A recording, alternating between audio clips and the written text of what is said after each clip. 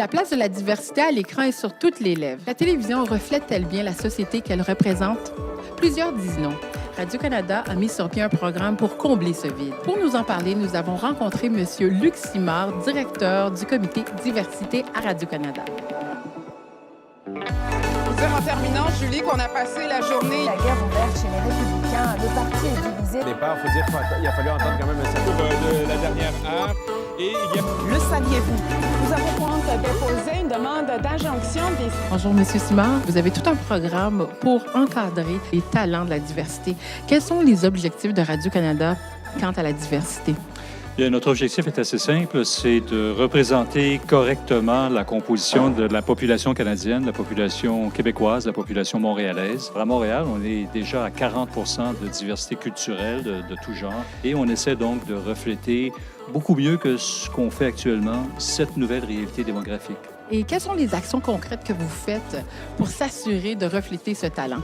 Bien, il y a plusieurs manières. Vous étiez aujourd'hui avec un groupe d'étudiants en journalisme. Il y a des stages que nous offrons à Radio-Canada. Également à l'interne, on a un fonds inclusion-diversité qui nous permet de soutenir des secteurs pour embaucher des gens issus de la diversité. Ce qu'on vient de faire aujourd'hui avec la visite que vous venez de faire ici, c'est extrêmement important parce que tout d'un coup, les gens ne sont plus que des noms sur des courriels, sur des CV, mais ils deviennent des gens en chair et en os.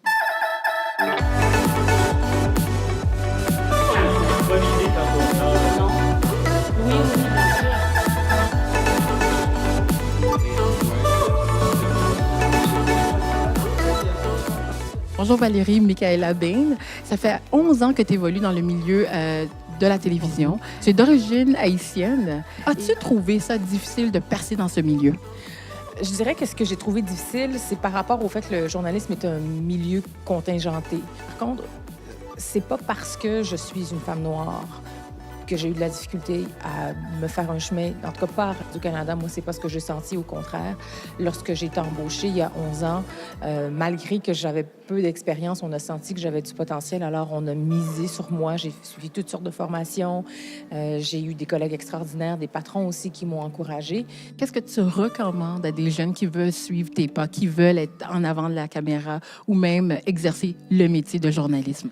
Mais moi, je dirais foncer. Souvent, ce que je constate, c'est qu'on a peut-être nous-mêmes des idées préconçues sur les autres. On se dit, les autres, eux, veulent pas nous voir là parce qu'on est différents. Alors que, de par mon expérience et de par l'expérience de plusieurs de mes collègues aussi, on constate que c'est pas ça. Alors, faut pas avoir peur et travailler.